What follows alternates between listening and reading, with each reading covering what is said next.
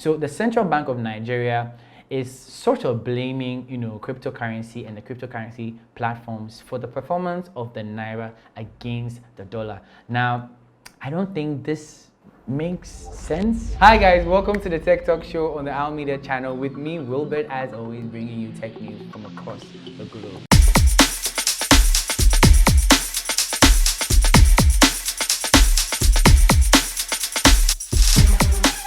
Now, for our first story, this is very saddening, right? So, Tesla's factory in Berlin has been attacked. Yeah. So, Tesla's Berlin factory has shut down for some days after a suspected arson attack cut its power. So, Tesla's factory outside Berlin, that's in Germany, will likely to be shut down for some days, and this will cost the automaker more than $100 million after a suspected arson attack on the local power grid. The fire didn't spread to Tesla's factory, thankfully, right? And nobody was harmed. Again, that was very good. Though employees were evacuated. So thousands of residents in the area also briefly lost power as a result of this attack. Now, the purported activist organization calling itself Volcano Group, of course, right? It's only Volcano Group people that will go and set fires on people's properties. Now, the purported organization calling itself the Volcano Group took credit for the fire in a letter posted earlier this week. So, authorities have not confirmed their involvement, but they believe that this group are the guys who actually started the fire because they took credit for an earlier fire near the site in 2021. This is why the group say they sabotaged, Tesla. According to them, Tesla as a business, right, eats up Earth, resources, people, labor, and spits out 6,000 SUVs, killer machines, and monster trucks per week. Our gift for March 8th is to shut down Tesla. I don't know what exactly is going to happen or go down on March 8th, but they want this particular action to be a symbolic, event for March 8th. I think we need to look into that. So if you know a bit about German culture, please tell me what is the significance of March 8th. I understand the sentiments of these people, right? Because, of course, if you know Elon Musk's Tesla, they are a growing brand that is, becoming very powerful when it comes to electric vehicle manufacturing. And it so happened to have one of their plants in Germany. Now, Germany is an auto hub, right? So Volkswagen, so many companies produce their cars from there. I believe this was a strategic move by Tesla to be able to produce cars within Europe, for Europe, Probably this saves them some costs, actually helps, give them better distribution channels. But the people of Berlin or the people of Germany are not happy about this. I've not taken a poll to actually get to find out that if this is indeed, the sentiment of the entire populace. But then people in Berlin are definitely not happy about, Tesla and want them out. But I don't think this is the way to go, right? You can't kill technology. You can't kill innovation. If you feel that Tesla, it has undue power, in the market, and they seem not to have any competition, and so these people are just dragging their weight around. There are better ways to go about it. Policies can be put in place, and other, brands can also be empowered to ensure that, they also match up to what Tesla is doing. Do you think the move by the people to sabotage, nobody should side with sabotage. So yeah, I'm not even going to ask that question, right? No one should side with sabotage, but I believe there are better ways to go about this particular issue. But still tell me what you think in the comment section. So this story is one that I'm very passionate about.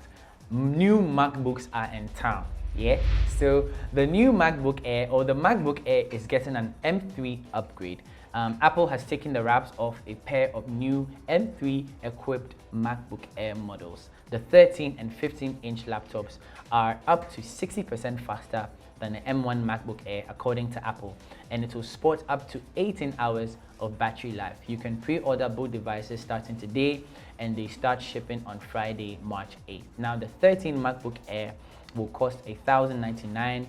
It's not the cheapest, but of course, this is a MacBook, right?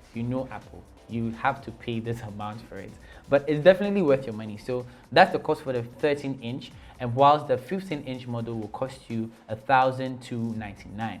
Now, both devices come with a sweet liquid retina display that gives you up to 500 nits of brightness, along with support for 2 external displays when the laptop is closed. Now, these laptops also include an upgrade to Wi-Fi 6E, which adds support for 6 GHz bands and faster download speed. Also, the new MacBooks feature a 1080p FaceTime camera, 3 microphones, and support for spatial audio and Dolby Atmos. So who is the MacBook Air for, right? For light PC users, right? If you want something that's easy to carry, fast, snappy, right? Of course, this is not for heavy duty, users, right? If you are into animation, if you're into video production, if you're into heavy video editing, this might not be the machine for you. But if you're a student, if you're a business person, and you would want something that, like I said, is very fast, the MacBook Air is definitely for you. If you're also on a budget and still want to get, the latest and greatest MacBook, I think you should consider the MacBook Air. Tell me what you think about it. Is this something that you will actually like to purchase? Of course, it comes with a MagSafe port and 2 USB Type-C ports, right? For its thinness and what it provides, I think it's definitely a good buy for you. So tell me what you think about the new MacBook Air with M3 chips. Is it something you would like to buy? Tell me in the comment section. So once again, I have sad news from inside Nigeria for cryptocurrency users, right? This is something I'm very passionate about once again, because I feel cryptocurrency, the whole issue about cryptocurrency is not being treated well inside of Nigeria. Last week, 2 Binance executives were arrested just for their presence in Nigeria. Of course, the platforms have been banned, and all forms of advertisement or promotion about cryptocurrency should be halted. But these guys were arrested, so I believe this had moved Binance to actually decide to pull out of Nigeria. So Binance will discontinue its Naira services in response to the heightened regulatory scrutiny in Nigeria, it has said in a blog post. The cryptocurrency exchange will begin delisting any existing Naira spot trading pairs by Thursday, March 7th. It advised users to withdraw, trade, or convert their Naira assets into crypto before the service discontinuation. Any remaining Naira balances in user spot or funding wallets will be converted to US dollars on Friday, March 8th, it's noted. So by Wednesday, March 6th, Binance will also delist Naira services on its Auto Invest tool and remove the currency from the list of supported payment options on the Binance Pay platform. So the Central Bank of Nigeria is sort of blaming, cryptocurrency and the cryptocurrency platforms for the performance of the Naira against the dollar. Now, I don't think this makes sense, right? But these are the economists and the people in charge of finance of Nigeria, and this is what they have moved to say, right? I don't feel that this whole issue is being treated well. Definitely we could have treated it, better. Probably some talks could have been entered with the cryptocurrency platforms. But cryptocurrency has its positives, right? I know a lot of people are fearing that people are using it for money laundering and funding terrorist groups and all that, but Charlie, people are also trying to make an ends living, trying to flip their money, flip their investments with cryptocurrency. A lot of Nigerians definitely have a lot of investment in crypto. What happens to all these people, right?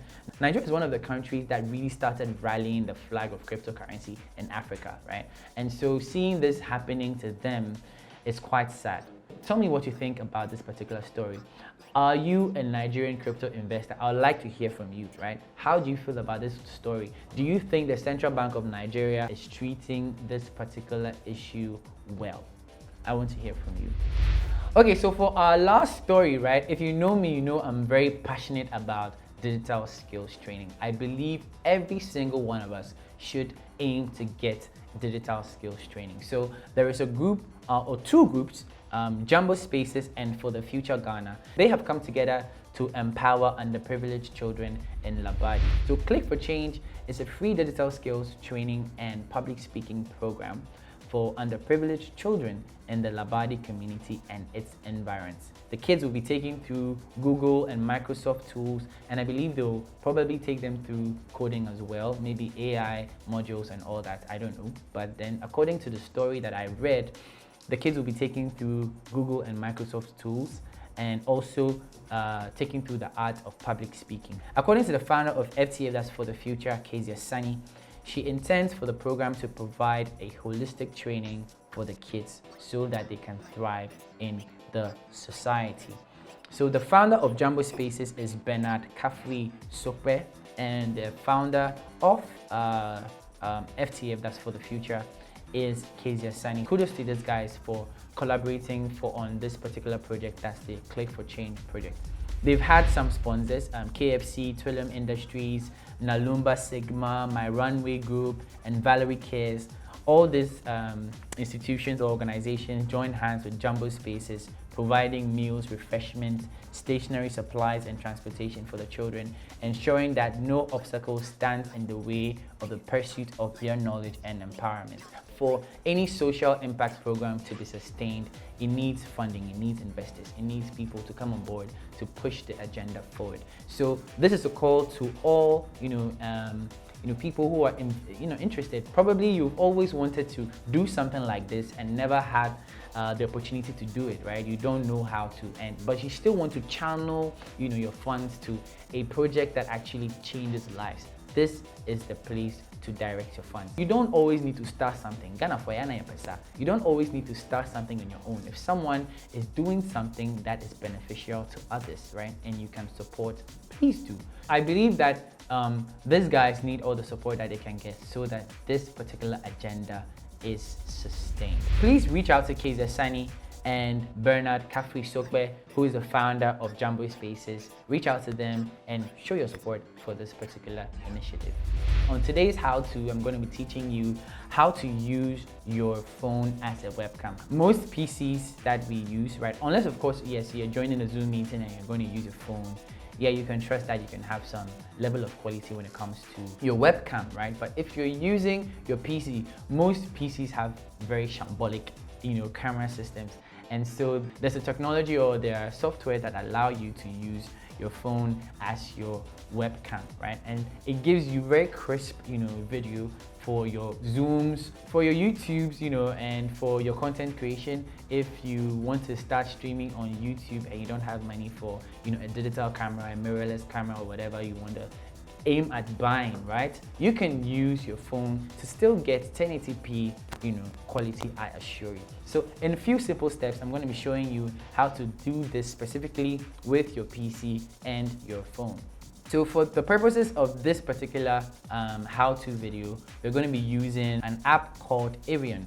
So you have to install the Arion webcam, and this works on Windows, on Mac, or Linux. So head over to the Arion platform and download and install the application. Step 2, download the Arion webcam app onto your mobile phone. Whether you use an Apple device or an Android software, you can head over to the Apple Store or the Google Play Store and download the Arion webcam app on your phone.